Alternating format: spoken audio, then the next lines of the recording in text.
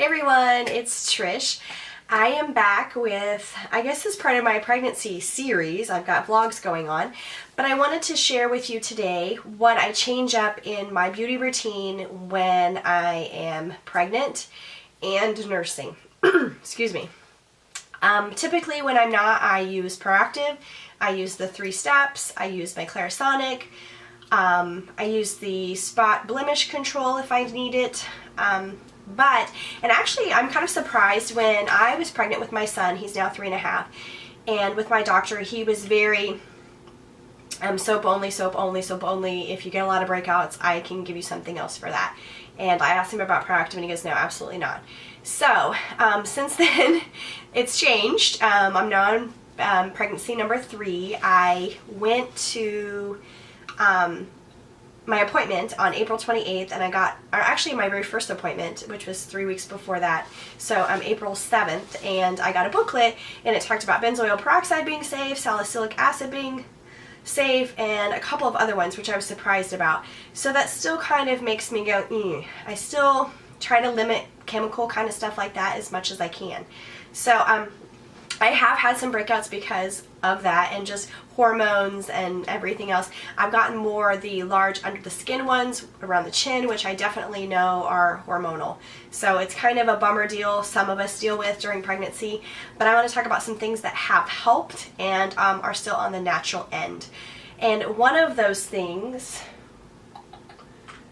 did I even leave it over there? I think I don't have any down here to show you, but what I've done as far as just a cleanser, I have a Burt's Bees, it's a rosemary something cleanser, and it's 99% natural. I don't love it. It's definitely not as good as my Proactiv.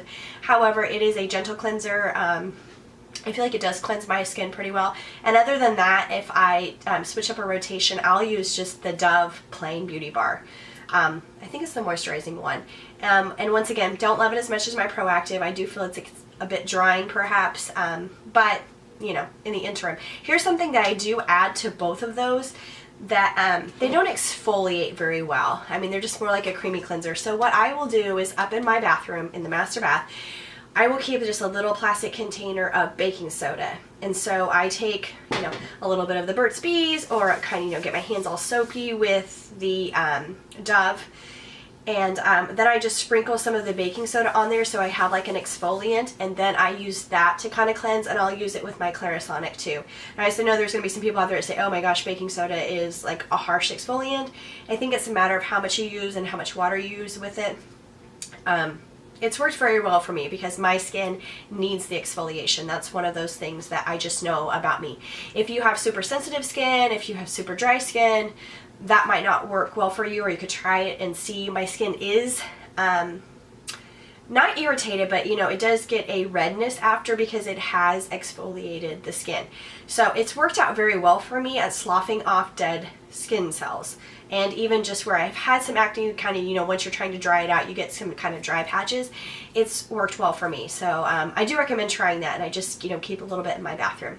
So that would be kind of like the cleansing step. The next would be kind of the toner.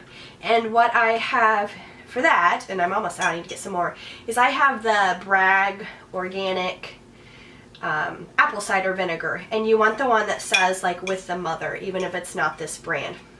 Now, word of caution, you do have to dilute this quite a bit. So I have a little like travel sized shampoo kind of bottle that you can get in the, you know, dollar section or travel section, and I put in about 2 tablespoons, 3 tablespoons maybe, and the rest is just water.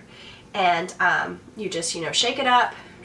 I put it on a cotton pad like I do my regular toner, and then, you know, use it all over. I know you can use rose water, and there's some other things too that are natural that you can, but I find that it's very much a natural disinfectant, so to say. So it has so many health benefits. I mean, honestly, if you Google apple cider vinegar, you will think that it cures everything in the whole world. I mean, it's just amazing what people when they drink it, what they use it in, and all that kind of stuff. But it is very strong, so do dilute it if you choose to do that. I know it works very well for acne, and kind of to me, and even with baking soda, if you can eat it, it's probably okay externally. Now, you know, obviously you're not going to put this or this around your eyes. to like remove your eye makeup, or as an under eye moisturizer. Don't do that, of course. But this has been great for me. I need to get another bottle. And it lasts forever. You don't have to refrigerate it either, so if you put it in that bottle, you don't have to be like, oh, I have to run out and keep it in my refrigerator, and then I have to come and bring it in my, my bathroom every time. No, you can just keep it in there. It doesn't have to be refrigerated. So, what do you use for eye makeup remover? What do you use for just makeup remover in general? I do a couple things. For eye makeup remover, I also have a little bottle that's like a travel size, and I mix part tear-free baby shampoo with some olive oil. Shake, shake, shake, put that on. That works great. Sometimes I will just take off my makeup to start with before I even wash my face. My thought is, if you wash your face with makeup on, you're really washing the makeup. You're not washing your face. So you've got to get the makeup off, then wash your face. It's kind of like the double hair washing thing. You need to do it twice. So oftentimes I will use the coconut oil. This is the organic Nutiva.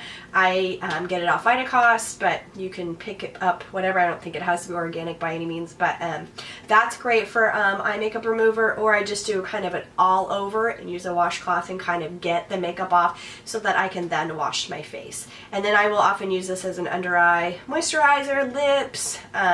It's great. It's fantastic. So that's great.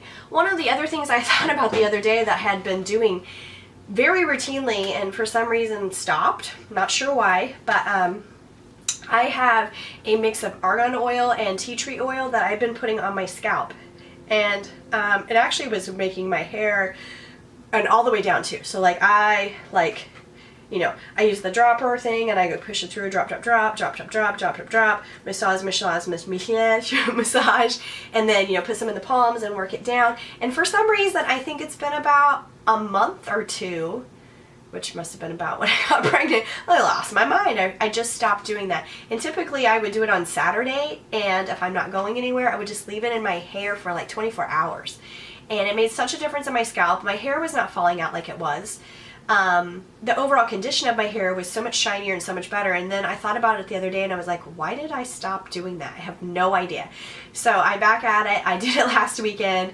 I already felt like my hair was better moisturized and in better condition and was not like coming out like it was. So, and that's again hormonal, but it seemed to make a difference. So again, that's natural. So it's argan oil, tea tree oil, probably a 3-to-4 ratio. So like 3/4 of a bottle of like the argan oil. I get mine off Vitacost, and same with tea tree oil. And the tea tree oil, it just really conditions your scalp. I have dry scalp, but my hair is oily. That makes it so hard to understand. Like if I scratch my head, I'm gonna be flaky. I don't have dandruff per se. I think it's more like for my product buildup, but then because I'm using some products that kind of dry it on the days I don't wash it, then my hair wants to produce more oil. It's just not as, it's pretty balanced, meaning that I don't have to wash it every day, but if I'm trying to style and everything in between and not wash it, then you've got to put some like products in there. I know what I'm going to do in April favorites soon, and one of my products is in there that I've really been enjoying. So, I mean, that's just keeping it simple. Add baking soda to any cleanser that you have. Try to find a natural cleanser. Even if you wanted to just use the coconut oil as your cleanser, you could add a little bit of this so that you have an exfoliant there, if that's something that you find you need. I find people that have more oily skin, kind of like I do. I just have more of the T-zone oiliness. My cheeks and other parts of my face, my nose isn't really that oily, but just T-zone area, which is typically where I break out, which is hormonal.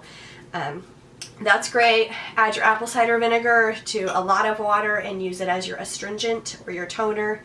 And then you can also go back in with Nutiva, or there's a lot of other natural moisturizers out there. I will often use the argan oil as my moisturizer as well.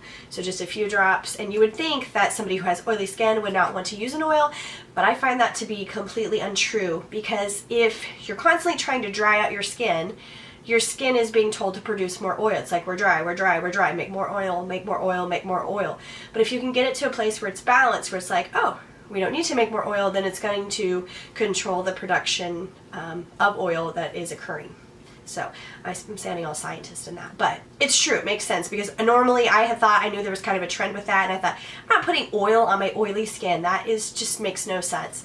But I tried it in a fairly inexpensive way through Vitacost, no affiliation, But I know that there's like the Josie Maran and all that kind of stuff, and that's expensive, and it's the same thing. It's the same thing. It's the same thing. So anyway, that's a cheaper way to try it. Like I said, I don't put it on there 3 or 4 times a day, just at night, typically before I go to bed, and just really helps out. So those are my pregnancy beauty items at this point. If I add anything else, I will do an update. I'll kind of let you know. I feel like my skin is getting to a calming place a little bit, so, which is great. I'm thankful for that. It's nice when your skin feels nice and looks nice. So anyway, take care of your skin, take care of your baby, take care of yourself. Subscribe, comment below on your natural products that you use during your pregnancy or during nursing.